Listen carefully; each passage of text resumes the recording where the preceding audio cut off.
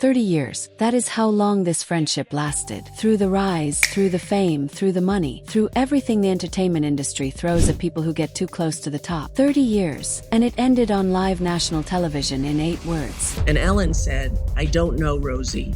We're not friends." And that was like one of the most painful things that ever happened to me in show business in my life. That sentence did not just end a friendship. It woke something up. Because Rosie O'Donnell is not someone who forgets. And she is absolutely not someone who stays quiet after the person who benefited most from her silence turns around and publicly buries her on national television. What followed that moment? The slow burn, the watching, the waiting, the accumulation of everything she had seen and never said, is a story that the most powerful people in Hollywood have spent years hoping would never be told. And now Rosie is outside their machine, outside their reach, sitting in Ireland, posting photographs of Jeffrey Epstein, and telling the world she is done being quiet. When word of that post reached Ricky Gervais, the man who had been firing warning shots from the Golden Globe stage for a decade, he reportedly did not laugh. He cried, because the jokes were always a vehicle. The truth was always the destination. And Rosie just arrived there first, without a punchline. Here is exactly what Rosie said, exactly what it means, and exactly why the most powerful people in Hollywood are terrified that this is only just beginning. You cannot understand what Rosie O'Donnell is doing right now without first understanding what Ellen DeGeneres took from her. These two women go back decades. Real friendship, the kind that exists before the fame, before the money, before the industry turns every relationship into a transaction. Rosie was already running her talk show. Ellen was building hers. And for a long time, they were genuinely in each other's corner. Then something shifted. Ellen's daytime show did not just become popular, it became a phenomenon. And with that phenomenon came access. Real access. The kind that gets you into rooms most people do not know exist. Private planes. Private islands. Private parties where the guest list is guarded more carefully than the conversation inside. Rosie watched it happen in real time. She watched Ellen gravitating toward a completely different world. A world with a very different set of rules, where what happened behind closed doors stayed behind closed doors. Or else, Rosie knew. She saw the shift happening and she stayed quiet. Maybe out of loyalty, maybe out of fear, maybe both. But she was watching, and she was remembering everything. Then came 2004. Ellen on Larry King Live. Larry King brings up Rosie's name, mentions that her show had ended. This was Ellen's moment, her chance to say something human, to stand up for someone who had been there for her before any of this. King asked her, and Kelly and I were in bed watching it, and he asked her, "Whatever happened to Rosie O'Donnell? Her show went down the tubes." And Ellen said, "I don't know, Rosie. We're not friends." And that was like one of the most painful things that ever happened to me in show business in my life. That is the sentence. Live television, national audience, 30 years of history erased in 8 words. And from that moment Rosie was done. Not just done with Ellen, done being quiet about everything she knew. Because Rosie O'Donnell does not forget. And she does not forgive when someone who benefited from her silence publicly humiliates her for the whole country to see. The way she treated me must be the way she treats others. And I felt, very betrayed. That line is more important than it sounds. She is not just talking about being hurt. She is connecting behavior. She is saying, if this is how she operates in full public view, what does she do when nobody is watching? That is the question that drives everything that comes next. For 19 years, Ellen DeGeneres built an empire on 2 words. Be kind. It was on the merchandise. It was on the intro card. It was in every interview, every charity segment, every tearful surprise giveaway, every moment where she danced across that stage and told America that all it took to make the world better was a little more kindness. For 19 years, that was the deal. You tuned in, she danced, you felt good about yourself for watching. And the whole time behind the cameras, something completely different was happening. In 2020, 36 former employees went to BuzzFeed. What they described was not kind. One of them, not an intern, not a junior assistant, a producer who had worked with Ellen for years, sat on camera and said it in plain language. Phony, hypocrite, liar. That's what the very beginning. Don't talk to Ellen. Don't do this. You can't, go into her office. It was very nerve-wracking, very stressful. We all walked on eggshells. The Be Kind show. Warner Media launched a full internal investigation. 3 executive producers were fired. The allegations included inappropriate touching, racial discrimination, and a culture of fear that had reportedly been running beneath the surface of the kindest show on television for years. Multiple celebrities came forward. Brad Gervais Garrett, Leah Remini, Margaret Cho, Dakota Johnson, all confirming the same thing. This was not a surprise. This was not isolated. This was reportedly common knowledge throughout the industry. Everyone in those circles allegedly knew, and they all stayed quiet because that is how Hollywood works. Then Ellen sat down on her own show and addressed it on air. The truth is, I am that person that you see on TV. I am also a lot of other things. Sometimes I get sad, I get mad, I get anxious, I get frustrated, I get impatient, and I am working on all of it. An entire on-air apology that never identified what she was actually apologizing for. No specifics, no acknowledgement of anything concrete, just vibes and a work-in-progress declaration. Former employees were not having it. 17 years of cameras rolling, music playing, Ellen telling America to be kind, while her own staff were reportedly too frightened to make eye contact with her. But as ugly as the workplace story was, it turned out to be only the surface layer. Way beneath it, something much darker was already in motion. The show ended in May of 2022, 19 years gone, and then within 4 months, 2 people closely connected to Ellen were dead. First, and Hetchy. Anne and Ellen had been in a very public relationship from 1997 to 2000, one of the most talked about celebrity pairings in the country at the time, and said afterward in interviews that going public with that relationship permanently altered her career trajectory, that doors started closing, that her entire path in Hollywood shifted because of it. But what surfaced in 2022 was something most people were not paying close attention to. Reports began circulating that at the time of her death, and had been actively developing an exposé, a documentary project that would have directly addressed her time with Ellen and the world she had been part of. That project never got finished. On August 5, 2022, Anne's car was caught on camera speeding through a residential neighborhood in Los Angeles at extreme speed. It slammed into a house. Everything caught fire. She was pulled from the wreckage with severe burns. And then a clip surfaced that the internet has never forgotten. Gosh, he's completely alive. He was trying to get away. Sitting upright, looking very much alive, and then gone. On August 11th, she was declared brain dead. On August 14th, she was taken off life support, officially ruled accidental. 6 days of her family watching monitors and waiting for answers that never fully came. And whatever Anne had been working on stayed buried. The news cycle moved on. The public moved on. That is how these things work. But the people who were paying attention, they did not move on. 4 months later, December 13, 2022, Stephen Twitch Boss, Ellen's DJ, her executive producer, the man you saw in every clip, dancing and smiling and carrying the entire energy of that show on his back. He was the living, breathing physical embodiment of the Be Kind brand. Found dead in a motel room, officially ruled suicide. No public note. His widow Allison Holker told People magazine that nobody saw it coming, that Twitch had shown no signs of being low. His grandfather had spoken to him that Saturday, said he was the same happy, easygoing person, said there was no indication that anything was out of the ordinary. The last text his grandson ever sent him said, "I love you, Dad." Then in January 2025, 1 month before the Epstein files were scheduled to drop, Allison Holker came forward with something new. A moment I was with one of my really dear friends, and we were cleaning out the closet,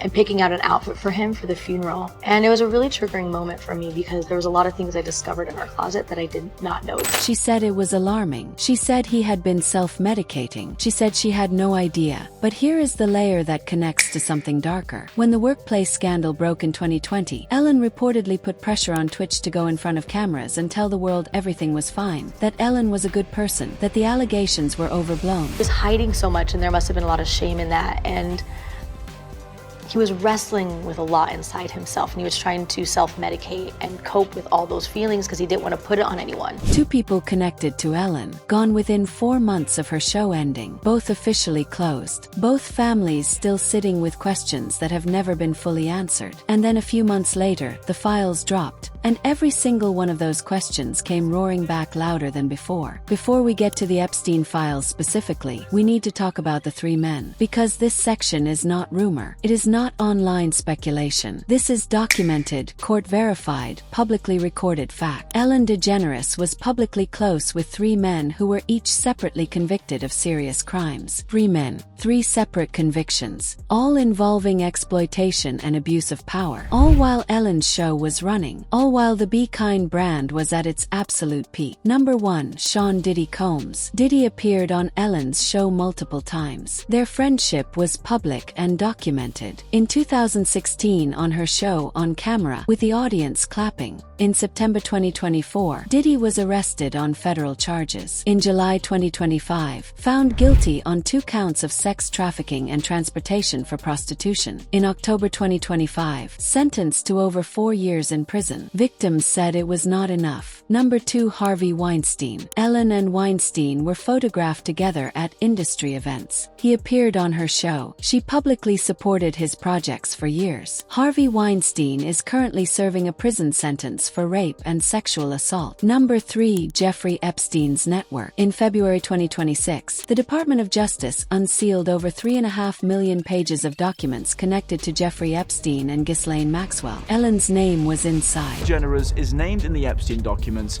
and that part is real. Her name appears in the broader index of over 300 high-profile individuals that show up across the investigative materials.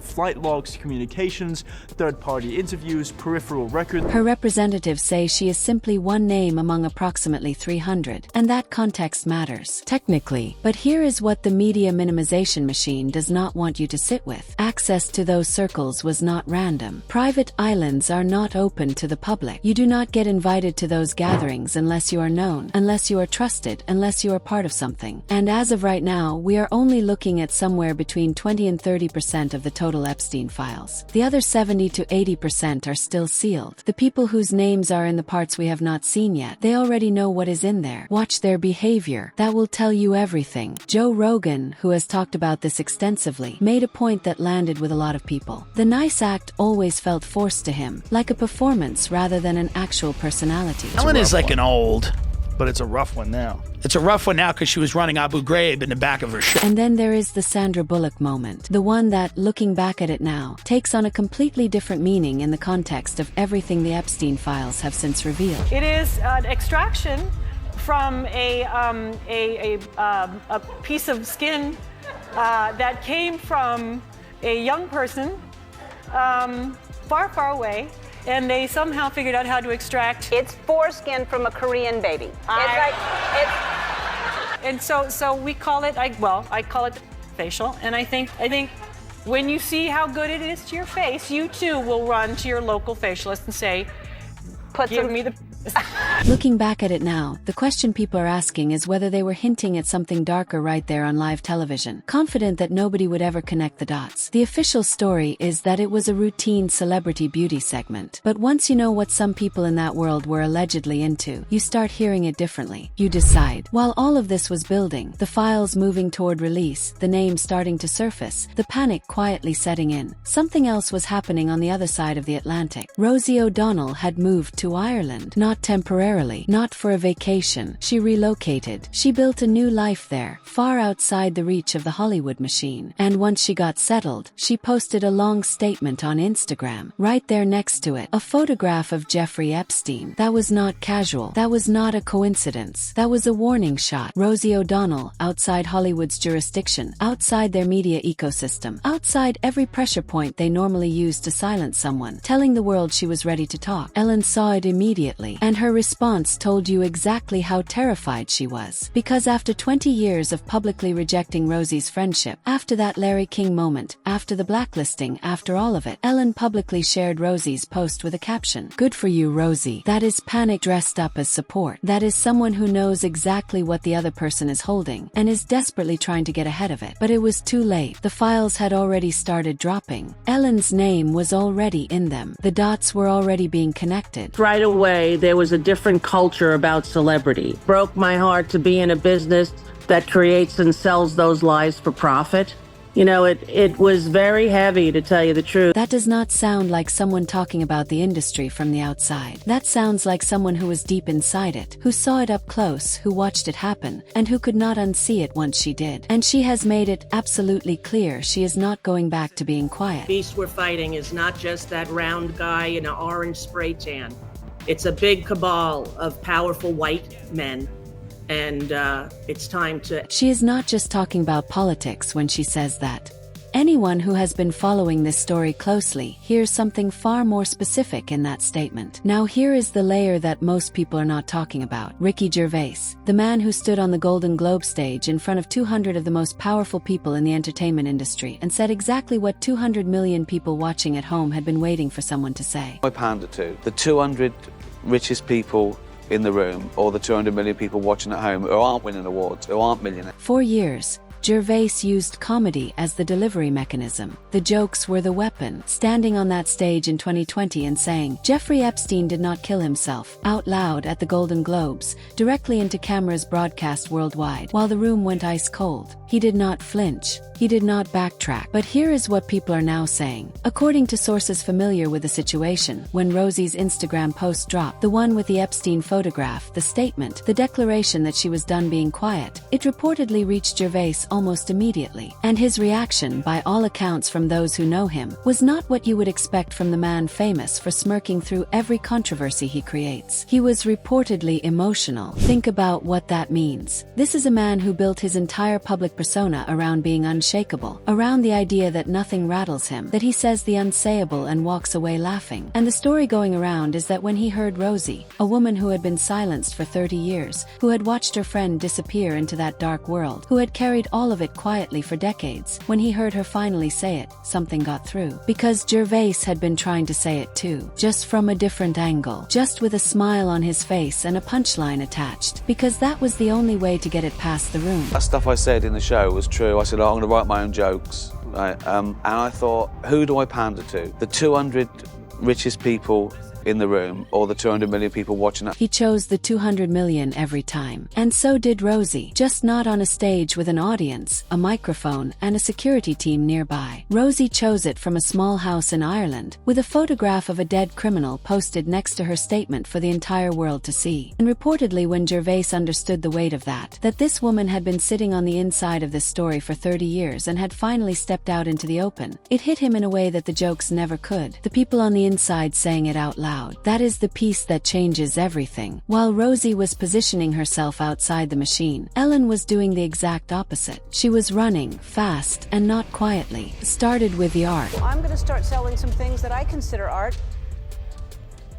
because, you know, they're art. It just depends on if you're the first to put it out. That's how you kind of establish something. This was not a casual collection cleanup. Observers who tracked the sales described it as a fire sale. She moved approximately $10 million worth of pieces, works by Jean-Michel Basquiat, custom sculptures by François-Xavier Lalande valued at around $1 million each, in a short window of time, ripping out pieces of a collection she had spent decades building. Then the properties. The California Bluffton estate sold for $96 million. The Montecito Beach bungalow listed at $29 million, pulled off the market, relisted at $33.9 million, then dropped straight back to $29 million when the panic set in and she just needed it gone. Close to Ellen and her wife, Portia de Rossi, told The Wrap that the couple has placed their Montecito home on the market and have decided to relocate to the Cotswolds in England due to the political climate in the United States. That is the official story. Political climate, election results, disillusionment, distance from the chaos. Here is the problem with that story. Ellen and Portia had already purchased their house in rural England months before the election even happened. The political narrative was constructed after the fact. It was a cover story built to explain a move that had already been decided long before any election result came in. They were not fleeing an election. According to everything that has come out, they were fleeing a timeline, federal timeline. The Epstein files were going to drop, and they were not going to be in America when that happened. That is not the behavior of someone who believes they have nothing to worry about. That is not how innocent people act. Celebrity culture has, I think, collapsed at this point, and I think that's a death that needed to happen, you know, because the amount of excess, the amount of debauchery is stunning. Here is where every single thread in the story comes together. Because what you have been watching is not a series of coincidences. What you have been watching is a pattern, and once you see it, you cannot unsee it. Jim Caviezel, the actor Mel Gibson chose to play Jesus Christ in a film that grossed over $600 million worldwide, walked away from everything to make Sound of Freedom, a film about rescuing trafficked children from networks in Latin America. You would think every studio in Hollywood would be lining up to back that project. That is not what happened. The claim is was that the most powerful media operators in the English-speaking world allegedly put out directives that anyone who supported a film about saving children from trafficking would be destroyed professionally within 3 years. The film came out without a single major studio behind it and made $250 million at the box office. The audience showed up. Hollywood did not. Why? Who benefits from people not asking these questions? Who benefits from anyone who tries to shine a light on child trafficking networks being mocked, blacklisted, and professionally buried?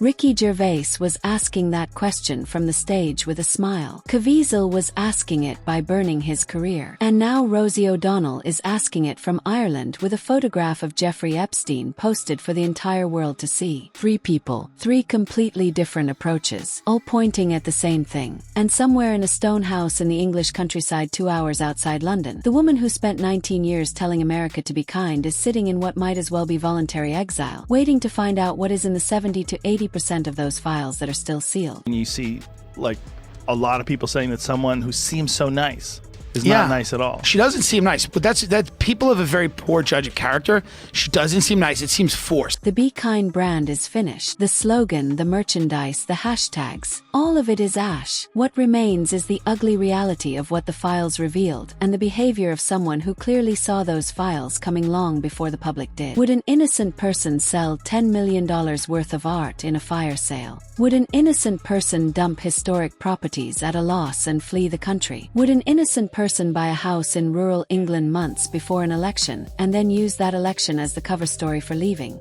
That is not how innocent people behave. The panic is the confession, and the woman who knew her better than almost anyone alive. She is in Ireland. She is not scared. She is posting photographs of Jeffrey Epstein next to statements that the Hollywood machine has absolutely no power to silence anymore. Rosie knew things for 30 years. She stayed quiet for 30 years, and she is done. As for Ricky Gervais, the man who spent years trying to crack open that wall with jokes while a room full of terrified, powerful people laughed nervously and prayed he would not say their names, hearing Rosie finally say it out loud hit differently than any Golden Globes moment ever could. Because the comedy was always a vehicle. The actual truth, that was the destination. And Rosie just arrived there first. Without a punchline, the files are still coming. The sealed percentage is not staying sealed forever. The people whose names are in the parts we have not seen yet already know it. Their behavior tells you everything. Sell the art, dump the properties, build the cover story, run. The truth has a way of getting through eventually. It always does. Drop your thoughts in the comments. Which name do you think leads the next chapter when the rest of those files come out? And if you are not subscribed yet, you are going to want to be here when that next chapter drops. Hit that button.